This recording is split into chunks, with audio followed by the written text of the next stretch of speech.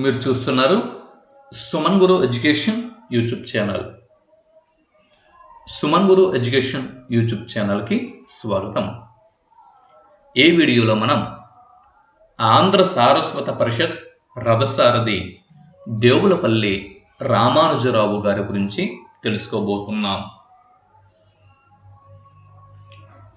దేవులపల్లి రామానుజరావు ఈయన యావత్ ఆంధ్రులకు సుపరిచితులు. వీరు ప్రముఖ పాత్రికేయులు, పత్రికా సంపాదకులు, ఆంధ్ర సాహిత్య సాంస్కృతిక ఉద్యమ నిర్మాత, జాతీయ పునరుజ్జీవన మహోద్యమ కార్యకర్త, ఆంధ్రప్రదేశ్ సాహిత్య అకాడమీ ప్రథమ కార్యదర్శి, ఆంధ్ర సాహిత్య పరిషత్తు రథసారథి. చూసారా, దేవులపల్లి రామానుజరావు గారు ఈయన పాత్రికేయులు అన్న విషయం మనం గుర్తుపెట్టుకోవాలి, పత్రికా సంపాదకులు అన్న విషయం మనం గుర్తుపెట్టుకోవాలి, ఆంధ్ర సాహిత్య సాంస్కృతిక ఉద్యమ నిర్మాత అన్న విషయం మనం గుర్తుపెట్టుకోవాల్సి ఉంటుంది, జాతీయ పునరుజ్జీవన మహోద్యమ కార్యకర్త అని మనం గుర్తుపెట్టుకోవాల్సి ఉంటుంది, ఆంధ్రప్రదేశ్ సాహిత్య అకాడమీ ఏదైతే ఉందో ఈ ఆంధ్రప్రదేశ్ సాహిత్య అకాడమీకి ప్రథమ కార్యదర్శి అన్న విషయం గుర్తుపెట్టుకోవాలి, అలాగే ఆంధ్ర సాహిత్య పరిషత్తుకి రథసారథి అన్న విషయం మనం గుర్తుపెట్టుకోవాల్సి ఉంటుంది. పూర్వం ఈ మహానుభావులు, ఇటువంటి మహానుభావులు వారి స్వప్రయోజనం కోసం కాకుండా ఈ సమాజానికి ఉపయోగపడే విధంగా వారు వారి జీవితాలని అంకితం చేసేవారు. అటువంటి వారిలో దేవులపల్లి రామానుజరావు గారు ఒకరు. రామానుజరావు గారు వరంగల్ పట్టణానికి సమీపాన గల దేశాయిపేట అనే గ్రామంలో జన్మించారు. దేవులపల్లి రామానుజరావు గారు ఎక్కడ జన్మించారండి? దేశాయిపేట అనే గ్రామంలో. ఇది వరంగల్ పట్టణానికి సమీపంలో ఉన్నటువంటి ఒక గ్రామం. 1917వ సంవత్సరం ఆగస్టు 25వ తేదీన జన్మించారు. దేవులపల్లి రామానుజరావు గారి తండ్రి వెంకట చలపతిరావు గారు, తల్లి ఆండాలమ్మ. చిన్నతనంలోనే వంగపాడు అనేటటువంటి ఈ గ్రామానికి దత్తతగా వచ్చారు. ఇకపోతే ప్రాథమిక విద్యాభ్యాసం ఇంటి వద్దనే పూర్తి చేసుకుని 9వ తరగతిలో మాత్రమే ఆయన హనుమకొండ హై స్కూలులో చేరారు.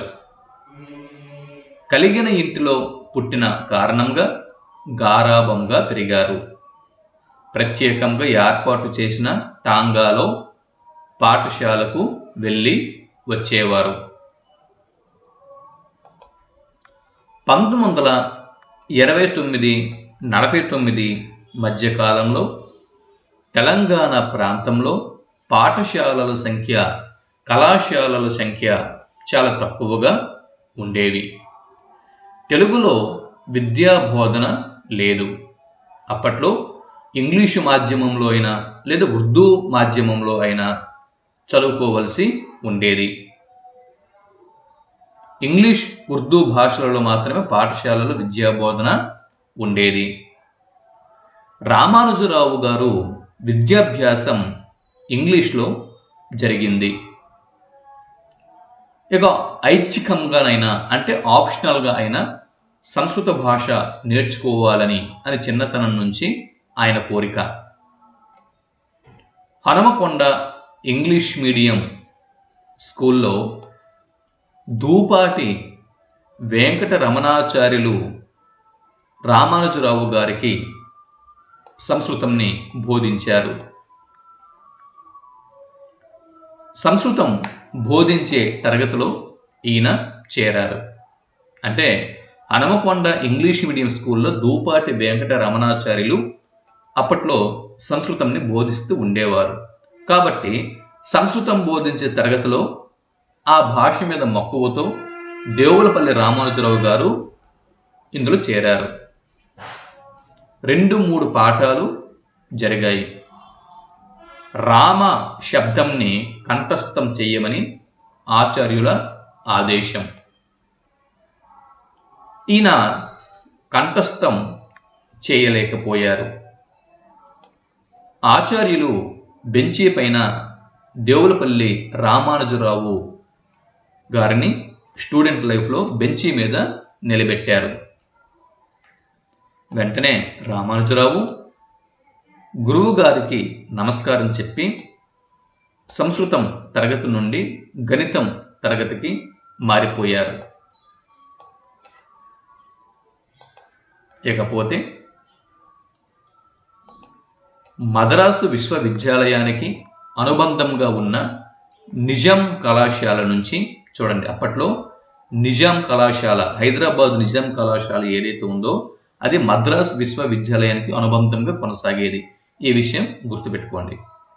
ఈ నిజాం కళాశాల నుంచి 1939వ సంవత్సరంలో రామానుజరావు గారు బిఏ పట్టాని పుచ్చుకున్నారు. 1942-44 మధ్యకాలంలో నాగపూర్ విశ్వవిద్యాలయం నుంచి న్యాయశాస్త్రంలో డిగ్రీని సంపాదించారు. ఇది దేవులపల్లి రామానుజరావు గారి బాల్యము మరియు విద్యాభ్యాసం. ఇకపోతే పాత్రికేయుడుగా, పత్రికా సంపాదకుడుగా దేవులపల్లి రామానుజరావు గారి జీవితంని చూద్దాం. 1939వ సంవత్సరం డిగ్రీ పూర్తి చేసుకుని 2 సంవత్సరాల పాటు పొలం పనులు చూసుకుంటూ ఇంట్లో కాలక్షేపం చేశారు. ఆ సమయంలోనే గోలుకొండ పత్రికకు కొన్ని వ్యాసాలు రాసేవారు. మొదటి వ్యాసమే ఆంధ్ర పితామహ అన్న బిరుదుని కలిగి ఉన్నటువంటి మాడపాటి హనుమంతరావు గారి ప్రశంసకు పాత్రమైనది. అంటే దేవులపల్లి రామానుజరావు గారు గోలుకొండ అంటే సురవరం ప్రతాపరెడ్డి గారు స్థాపించినటువంటి గోలుకొండ పత్రికకు వ్యాసాలు రాస్తూ ఉండేవారు కదా. అయితే ఆయన రాసినటువంటి మొట్టమొదటి వ్యాసమే మాడపాటి హనుమంతరావు గారికి ఎంతో నచ్చి ఆయన ప్రశంసలకు పాత్రమైనది ఆ వ్యాసం. మాడపాటి హనుమంతరావు గారి బిరుదు ఆంధ్ర పితామహ అన్నది ఆయన బిరుదు. ఆనాటి మాడపాటి హనుమంతరావు గారి ప్రోత్సాహంతో శ్రీ రామానుజరావు గారు సాంస్కృతిక కార్యకలాపాలకు, సాహిత్య వ్యాసంగానికి తన కాలాన్ని పూర్తిగా వినియోగించారు. తెలంగాణలో సాహిత్య పత్రికలు లేని లోటు తీరాలి అని దేవులపల్లి రామానుజరావు గారు సంకల్పించారు. సురవరం ప్రతాపరెడ్డి, మాడపాటి హనుమంతరావు మొదలగు పెద్దల ఆశీస్సులతో, నల్గొండ మిత్రుల తోడ్పాటుతో 1946వ సంవత్సరంలో శోభ అనే సాహిత్య మాసపత్రికను ప్రారంభించారు. కాగా తానే దేవులపల్లి రామానుజరావు గారే ఆ పత్రికకు సంపాదకులుగా వ్యవహరించారు. గుర్తుపెట్టుకోండి, చాలా బిట్లు ఇక్కడ ఉన్నాయి. పోటీ పరీక్షలకి ప్రిపేర్ అవుతున్న వారు ఇవి నోట్స్ రూపంలో రాసుకోండి. లేదు అంటే తర్వాత వీడియోలో వీటి నుంచి బిట్స్ నేను సేకరించి మీకు అందిస్తాను.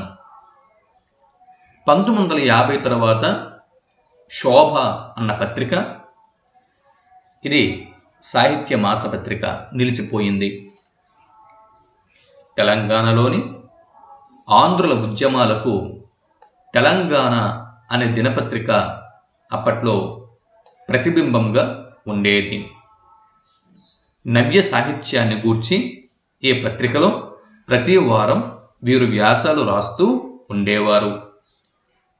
ఒక వారం వేయి పడగలు నవలపై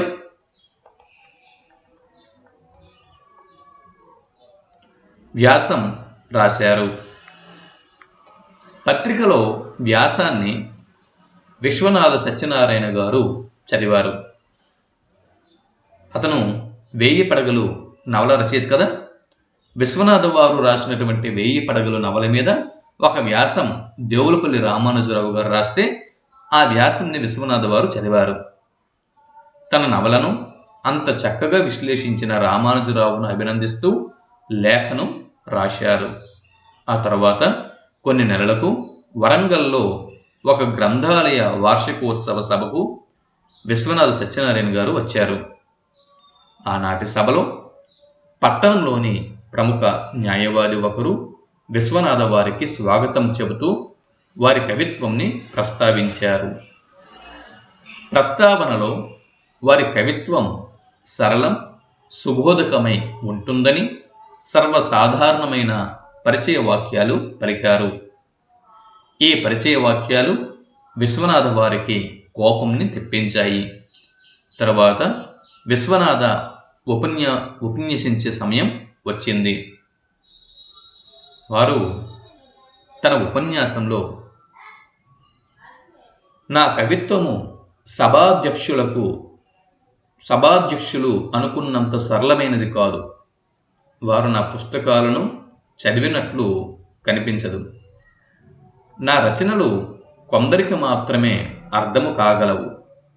ఆ కొందరిలో మీ ఊరి వారు అయిన దేవులపల్లి రామానుజరావు గారు ఒకరు అని తన ఉపన్యాసాన్ని పూర్తి చేశారు.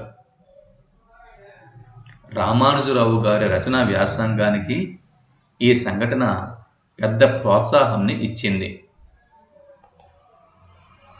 ఇకపోతే ఆనాటి తెలంగాణ ప్రజల రాజకీయ, సామాజిక, సాంస్కృతిక అవసరాల దృష్ట్యా ఒక దినపత్రిక వెలువడవలసిన అవసరం ఎంతగానో ఉన్నది. అంతకుముందే ఉన్న 2 దినపత్రికలలో ఒకటి మీజాన్ పత్రిక. ఇది ప్రజా ఉద్యమాలకు దూరంగా ఉండేది. ఇక రెండవ పత్రిక తెలంగాణ పత్రిక. ఇది 2 సంవత్సరాలు నడిచి ఆగిపోయింది. ఈ లోటుని గోల్కొండ పత్రిక తీర్చింది. ఆ రోజుల్లో ఉర్దూ పత్రికలు నిజాం రాజుకు అనుకూలంగా వార్తలు రాసేవి. ఇండియన్ యూనియన్లో రాజు చేరకూడదని వ్రాసేవి. దీనికి భిన్నంగా గోల్కొండ పత్రిక ప్రజల పక్షాన నిలిచింది. ప్రజాభిప్రాయాలకు అనుకూలంగా వార్తలను, వ్యాఖ్యానాలను, సంపాదకీయాలను ప్రకటించింది. నిజాం నవాబుకు వ్యతిరేకంగా పత్రికల్లో రాసిన షోయబుల్లా ఖాన్ను రజాకార్లు హత్య చేశారు. ఇలాంటి దౌర్జన్య సంఘటనలు జరిగినప్పటికీ గోల్కొండ పత్రిక మాత్రం ఏమాత్రం చలించలేదు. ప్రాణాలకు తెగించి ఈ పరిస్థితుల్లో కూడా పత్రిక నడిపిన ఖ్యాతి దేవులపల్లి రామానుజరావు గారికి దక్కింది. ఇకపోతే 1962-64 సంవత్సరాల మధ్యకాలంలో గురజాడ శతవార్షికోత్సవ సంచిక తెలుగు, ఆంగ్ల భాషల్లో వెలువడింది. 1961వ సంవత్సరం రవీంద్రనాథ్ ఠాగూర్ శతవార్షికోత్సవ సంచిక వెలువడింది. ఈ 2 సంచికలకి సంపాదకత్వం వహించిన వారు దేవులపల్లి రామానుజరావు గారే.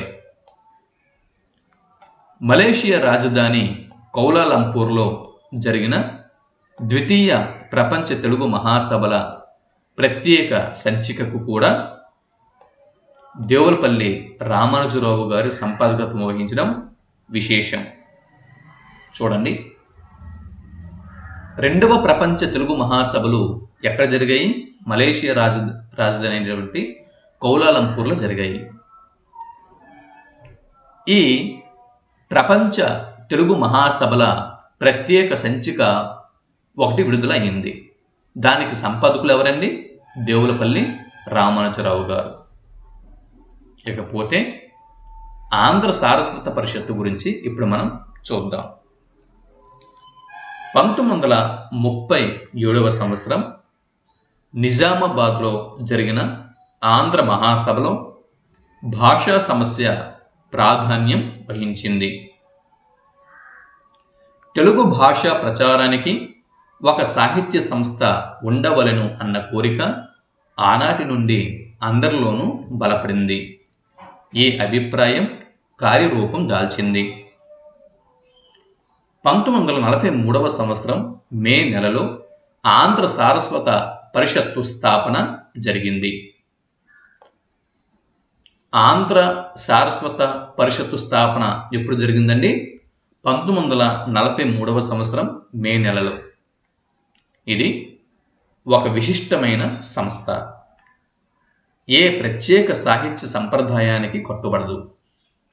పాత కొత్తలకు స్వాగతమిచ్చి ప్రోత్సహించింది. ఇకపోతే సారస్వత పరిషత్తు స్థాపన సందర్భంలో వీరికి ఈ సంస్థతో ఏర్పడిన సంబంధం క్రమక్రమంగా దృఢపడింది. 1944లో కార్యవర్గ సభ్యుడిగాను, 1949వ సంవత్సరంలో ఉపాధ్యక్షులుగాను ఈ సంస్థకు దేవులపల్లి రామానుజరావు గారు ఎన్నికయ్యారు.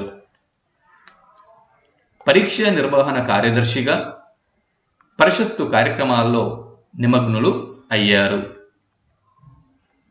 చిన్న వయస్సులో ఆంధ్ర సారస్వత పరిషత్తు కార్యవర్గ సభ్యుడిగా ఎన్నికైన కొద్ది మందిలో దేవులపల్లి రామానుజరావు గారు ఒకరు. వీరు రాజకీయ, వైజ్ఞానిక, సాంస్కృతిక అనేక ఉద్యమాల్లో పనిచేశారు. అయితే ఏ ఉద్యమంలో పనిచేసినా వీరి జీవితంతో పూర్తిగా పెనవేసుకున్నది సారస్వత పరిషత్తు మాత్రమే. ఈ పరిషత్తును శాఖోపశాఖలుగా విస్తరింపచేశారు. రాష్ట్రేతర ప్రాంతాల్లో పరీక్షలు నిర్వహించారు. ఉత్తమ గ్రంథాలను ప్రచురించారు. సాహిత్య సమావేశాలు ఏర్పాటు చేశారు.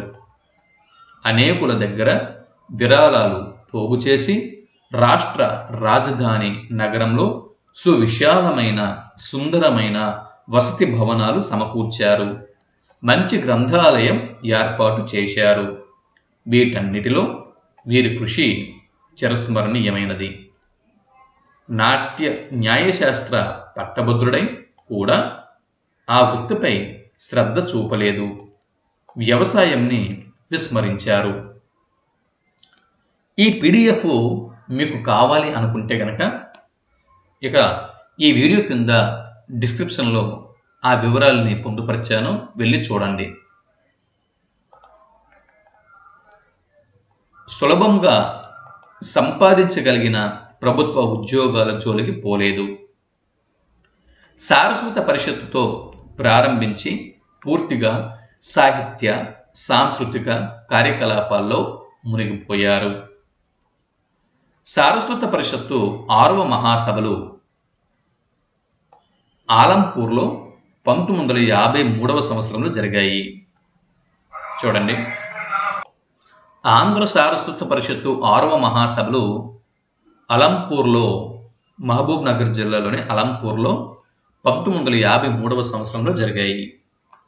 అంత పెద్ద సభలకు వీరు అధ్యక్షత వహించారు. డాక్టర్ రాధాకృష్ణన్ గారు ప్రారంభించారు.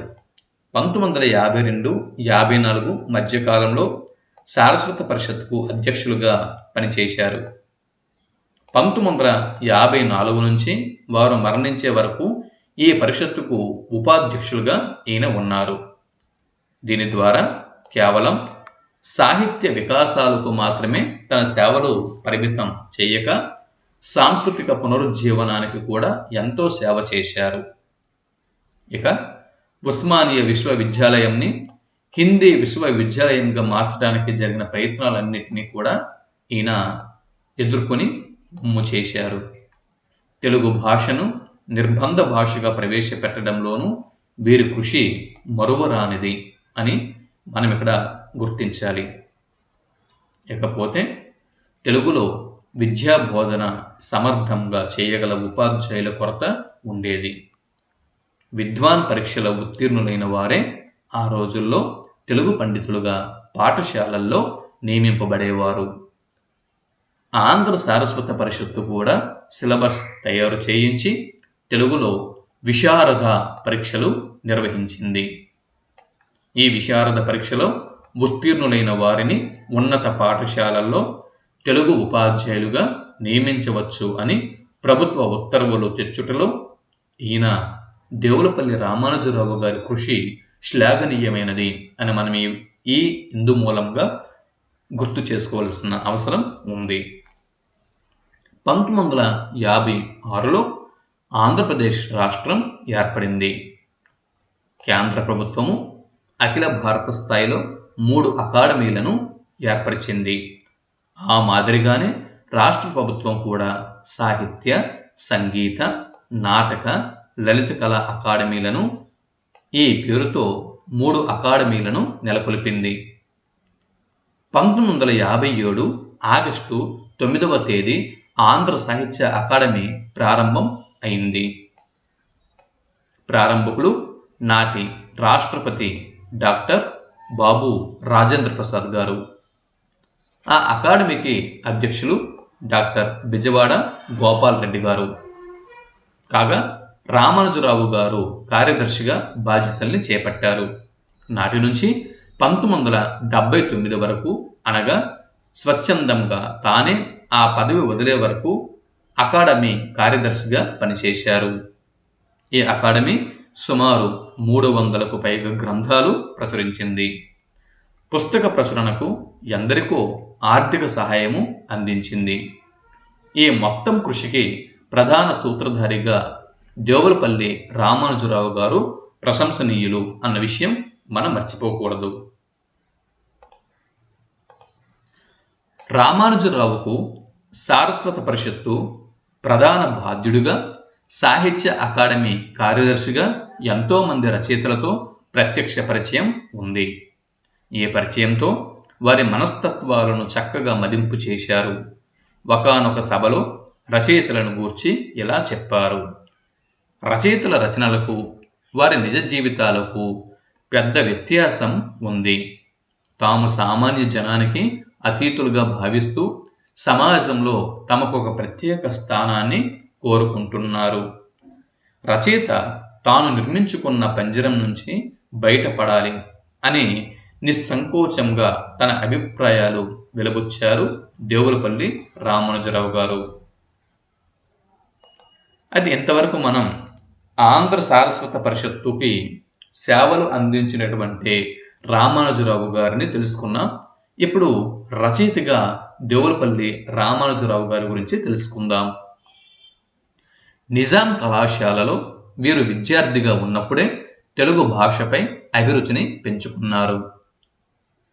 రాయప్రోలు సుబ్బారావు గారి కవిత్వం ఈయనకి చాలా ఇష్టం.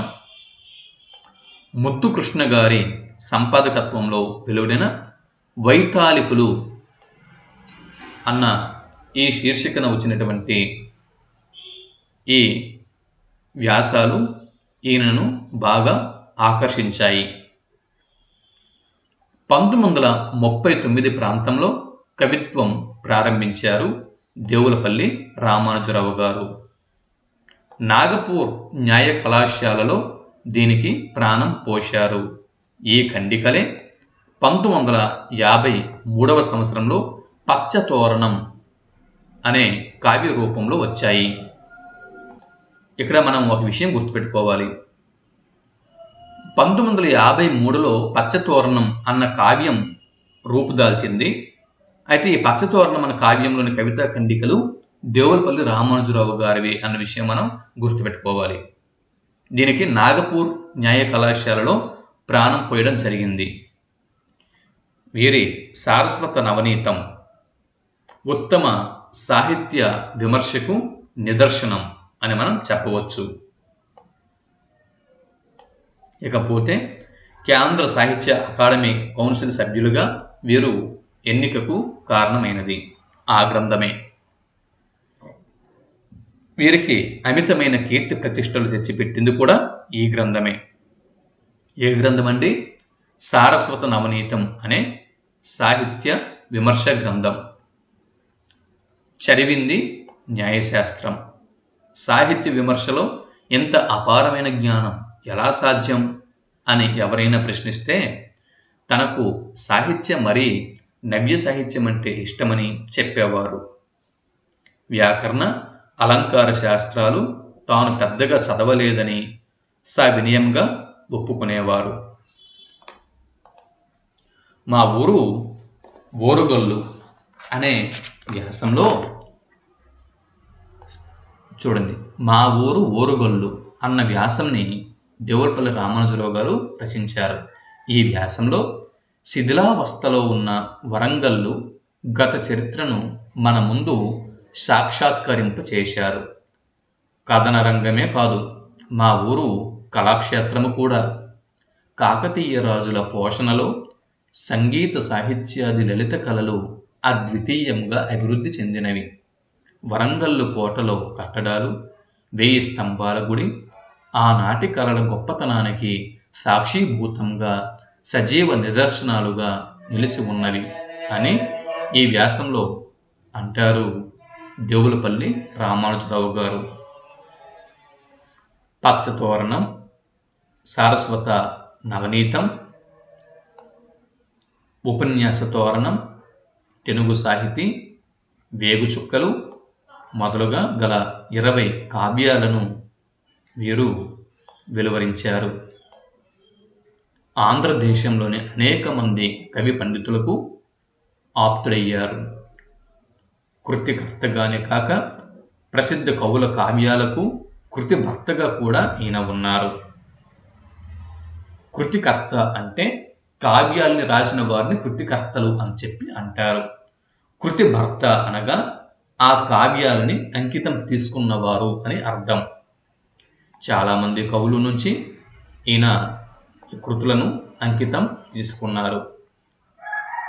దాశరథి గారి కవితా పుష్పకం, సినారె గారి ఉదయం నా హృదయం, డాక్టర్ జ్ఞానానంద కవి గారి అక్షరగుచ్చం ఇవి వాటిలో కొన్ని. అంటే ఈ గ్రంథాలకి కృతిపతి దేవులపల్లి రామానుజరావు గారు అన్న విషయం మనం గుర్తుంచుకోవాల్సి ఉంది. ఇంతవరకు దేవులపల్లి రామానుజరావు గారి రచనా వ్యాసాన్ని మనం తెలుసుకున్నాం కదా. ఇప్పుడు గ్రంథాలయ ఉద్యమంలో దేవులపల్లి రామానుజరావు గారి పాత్రని చూద్దాం. ఆ రోజుల్లో తెలంగాణ ప్రజలను మేల్కొల్పిన ఉద్యమాలు 4 ఉద్యమాలు. అవి 1 ఆంధ్రోద్యమం, 2 గ్రంథాలయ ఉద్యమం, 3 ఆర్య సమాజ ఉద్యమం, 4 పత్రికా రంగం. ఈ 4 ఉద్యమాలు తెలంగాణ ప్రజలను మేల్కొల్పిన ఉద్యమాలుగా మనం చెప్పవచ్చు. వీటిలో గ్రంథాలయ ఉద్యమం ఏదైతే ఉందో ఇది ప్రజలను మేలుకొల్పి జాతీయ ఉద్యమం వైపు మరల్చిన గొప్ప ఉద్యమం. అందువలన ఈ ఉద్యమానికి నిజాం ప్రభుత్వం అనేక అడ్డంకులు కల్పించేది. గ్రంథాలయ సభల అధ్యక్షుల వక్తల ఉపన్యాసాలను ప్రభుత్వం ముందుగానే చదివి ఆ పైనే అనుమతి ఇచ్చేది. ఆర్య సమాజ ఉద్యమంతో తప్ప మిగిలిన ఉద్యమాల్లో రామానుజరావు పాత్ర విశిష్టమైనది. ఇకపోతే యువకుడుగా దేవులపల్లి రామానుజరావు వరంగల్లు శబ్దానుశాసన గ్రంథాలయానికి ఈయన కార్యదర్శిగా ఉండేవాడు. గ్రంథాలయాలు నిర్వహించడం చాలా కష్టంగా ఉండేది. ఆంధ్రదేశ గ్రంథాలయ సంఘ అధ్యక్షులు గ్రంథాలయ ఉద్యమ పితామహ గాడిచెర్ల హరిశర్వోత్తమరావుతో పరిచయాన్ని పెంచుకొని వారిని తెలంగాణ ప్రాంతానికి ఆహ్వానించారు. చూడండి, ఆంధ్రదేశ గ్రంథాలయానికి అంటే ఆంధ్రదేశంలోని గ్రంథాలయాల సంఘ అధ్యక్షులు మరియు ఆ గ్రంథాలయాలను నడిపిస్తున్నటువంటి గ్రంథాలయ ఉద్యమ పితామహుడు అయినటువంటి గాడిచెర్ల హరిసర్వోత్తమరావుతో పరిచయం పెంచుకొని వారిని తెలంగాణ ప్రాంతానికి ఆహ్వానించారు దేవులపల్లి రామానుజరావు గారు. 1944 సంవత్సరంలో శబ్దశాసన గ్రంథాలయ రజతోత్సవ సభలు వరంగల్లో జరిగాయి. ఇవన్నీ బిట్సే, చూసుకోండి. ఈ సభలకు రాయప్రోలు సుబ్బారావు అధ్యక్షత వహించారు. ఈ సభలకు అధ్యక్షత వహించిన వారు రాయప్రోలు సుబ్బారావు గారు. తర్వాత వీటన్నిటి మీద ఒక బిట్ బ్యాంక్ ఇస్తాను. ఇదంతా ఈ ఆర్టికల్ అయిపోయిన తర్వాత దీని మీద ఒక వీడియోలో మొత్తం బిట్స్ అన్ని కూడా సేకరణ చేసి ఒక వీడియోలో బిట్ బ్యాంక్ ఇస్తాను, డోంట్ వర్రీ. హరిసర్వోత్తమరావు ప్రారంభించారు. ఈ సభలు యావత్ ఆంధ్ర సభలను గుర్తుకు తెచ్చే విధంగా రామానుజరావు గారు నిర్వహించారు. దీనితో వీరి శక్తి నిరూపితమైనది. కీర్తి ఆకాశమంత ఎత్తుకు ఎదిగింది. ఇకపోతే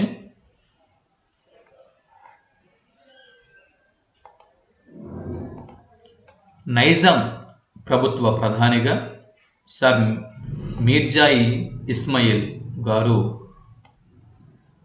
నైజాం ప్రభుత్వ ప్రధానిగా సర్ మీర్జా ఇస్మాయిల్ గారు పరిపాలిస్తున్న రోజులవి. చూడండి, నైజాం ప్రభుత్వ ప్రధాని సర్ మీర్జా ఇస్మాయిల్ అప్పట్లో పరిపాలన చేస్తున్నారు. మీర్జా గారికి విద్యా వ్యాప్తి పైన, గ్రంథాలయాల అభివృద్ధి పైన ఆసక్తి ఎక్కువ. వీరు హైదరాబాదులోని ప్రభుత్వ కార్యాలయాల చుట్టూ ఉన్న ఎత్తైన కోటగోడలు పడగొట్టించి చిన్న గోడలను పెట్టించారు. కార్యాలయాలను సులభంగా గుర్తుపట్టడానికి వీలుగా పసుపు రంగు వేయించేవారు. ఒక పర్యాయం వీరు వరంగల్లో వస్తున్నారు అన్న వార్త వచ్చింది. వారిని దర్శించాలని, తమ గ్రంథాలయ పరిస్థితి వివరించాలని రామానుజరావు గారు అభిప్రాయపడ్డారు. ప్రధానిని కలుసుకోవటానికి అనుమతి లభించదని తెలిసింది. అయితే గ్రంథాలయం వరంగల్ కోట నుంచి హనుమకొండకు వెళ్ళే దారిలో ఉంది. వరంగల్ కోట నుంచి హనుమకొండకు వెళ్ళే దారిలో ఉంది. వెంటనే వీరికి ఒక ఆలోచన వచ్చింది. గ్రంథాలయం గోడలకు పసుపు రంగు వేయించి 4-5 యువకులను వెంటబెట్టుకొని ప్రధాని వెళ్ళే దారిలో గ్రంథాలయం ముందు నిల్చున్నారు.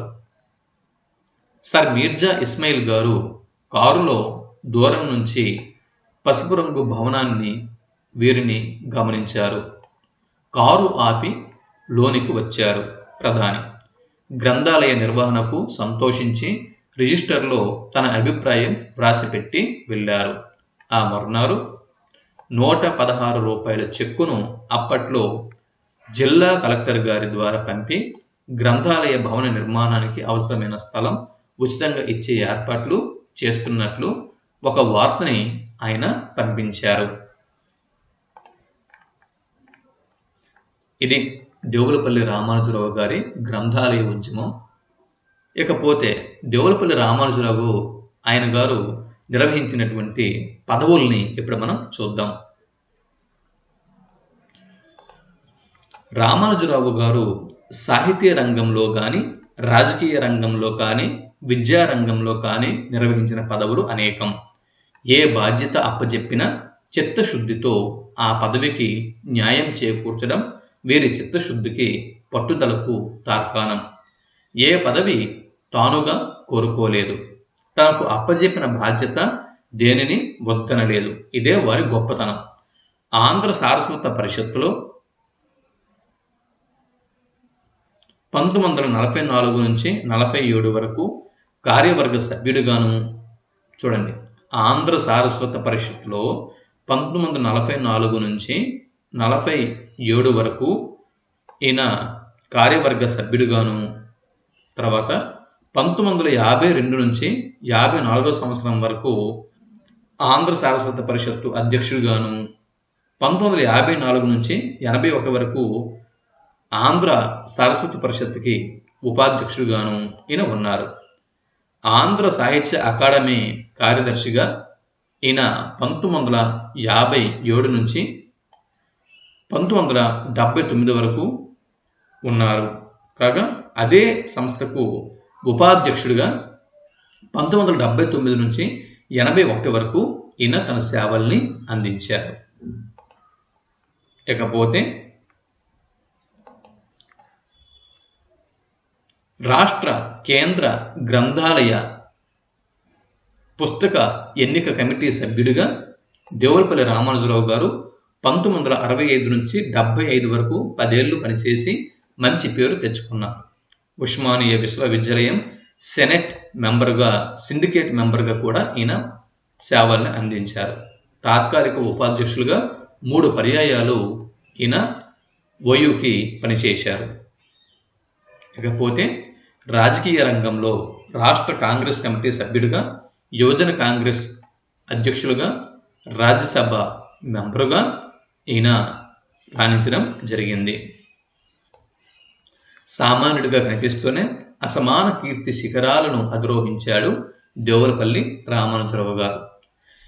సాహిత్య పరిషత్తులోని ఒక మూల గదిలో ఉంటూనే హైదరాబాద్ నగరం మూల మూలల్లో జరిగే ప్రతి సాహితీ సాంస్కృతిక కార్యకలాపాల్లో ముఖ్య వ్యక్తిగా దర్శనం ఇస్తూ ఉండేవారు. ఇదండి ఈ ఆర్టికల్లో మనం దేవులపల్లి రామానుజరావు గారి జీవిత విశేషాలు మరియు ఆయన బాల్యము మరియు విద్యాభ్యాసము, దీంతోపాటు పాత్రికేయుడిగా, పత్రికా సంపాదకుడుగా దేవులపల్లి వారి సేవలు, ఆంధ్ర సారస్వత పరిషత్తుకు ఆయన అందించినటువంటి సేవలు, రచయితగా రామానుజరావు గారి రచన వ్యాసంగం, గ్రంథాలయ ఉద్యమంలో ఆయన పాత్ర, ఆయన నిర్వహించిన పదవులు మొదలైన విశేషాలని ఈ వీడియోలో మనం తెలుసుకోవడం జరిగింది కదా. ఈ వీడియోలోని ఆర్టికల్ నచ్చితే ఒక లైక్ ఇవ్వండి, అలాగే మీ మిత్రులకి షేర్ చేయండి. ఇది ఎంతో ఉపయోగకరమైనటువంటి ఆర్టికల్. మనం మరుగున పడిపోయినటువంటి ఎంతోమంది మహానుభావుల్ని తెలుసుకునే ప్రయత్నంలో భాగంగా ఈ వీడియో మీకు నేను అందించడం జరిగింది. మరో వీడియోలో మరో ప్రముఖమైనటువంటి వ్యక్తి జీవిత చరిత్రతో మళ్ళీ కలుద్దాం. అంతవరకు సెలవు. నమస్తే.